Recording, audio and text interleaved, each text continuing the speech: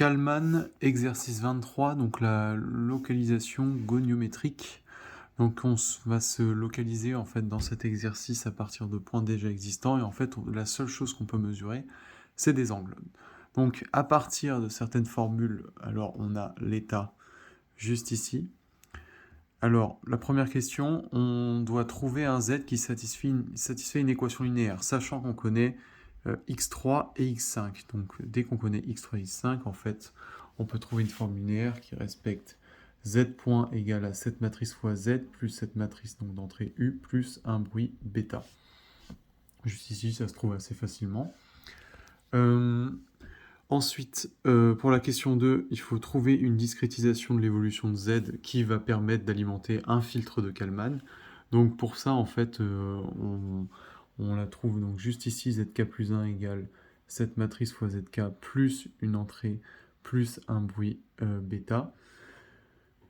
Donc là, en fait, juste ici, ça se trouve, alors là, on reconnaît la forme, par exemple, pour cette ligne-là, ça va être x1, donc ça va faire 1 fois x1 plus dt fois x1 point. Donc on reconnaît la forme de l'heure, et donc on fait ça en fait pour chacune d'entre elles. La question 3, on trouve l'observateur. Si je ne me trompe pas, c'était dans la question 1. Alors en fait, notre observateur, il est juste ici. Il se trouve avec des équations de déterminants, en fait, pour connaître la position par rapport aux différents obstacles. Donc juste là, voilà la matrice. Donc cette matrice fois zk plus un bruit bêta k.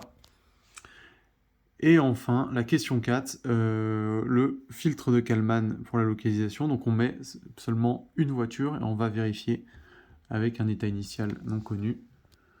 Donc juste ici, j'applique mon programme. Alors là, en fait, on peut voir les différents... Alors là, il va le détecter parce qu'il a une distance moins 15. Ah non, il ne l'a pas détecté, mais en tout cas, on voit les 4 obstacles. On voit la matrice de covariance, donc ce qu'elle donne en ellipse de confiance, et on voit notre robot qui bouge bien. Alors c'est dommage, il n'a pas détecté. Mais bon, voilà.